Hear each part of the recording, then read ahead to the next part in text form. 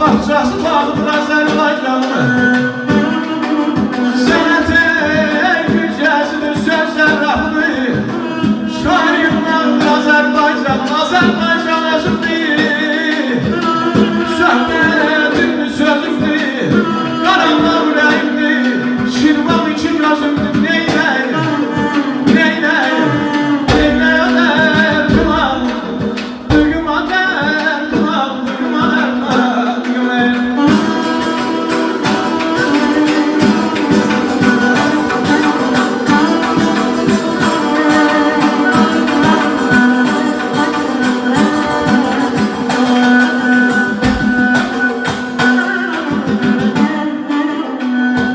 Ayşen, Ayşen.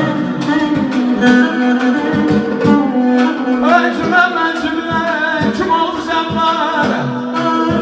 Ay nesilden nesle kalbe yanacağım.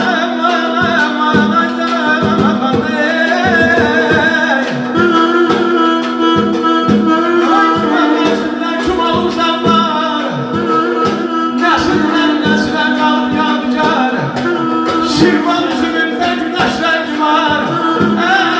Ey sen varsan Azerbaycan, neyley, neyley, neyley, neyley al derdim al, duyuma derdim al, duyuma derdim al.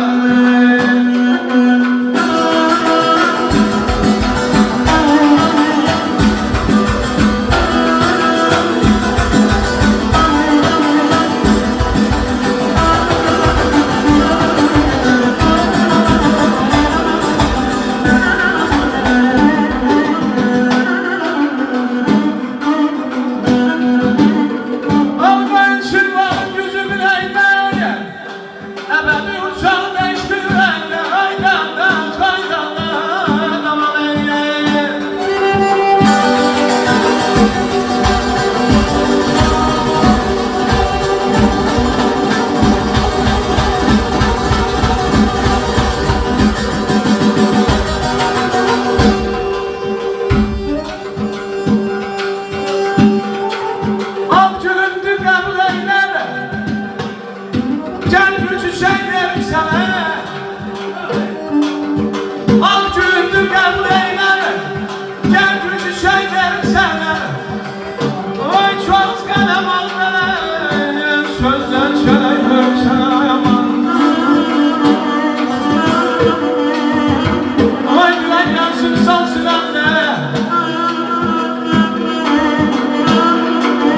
Gülen yansın sansın anne. Ötme.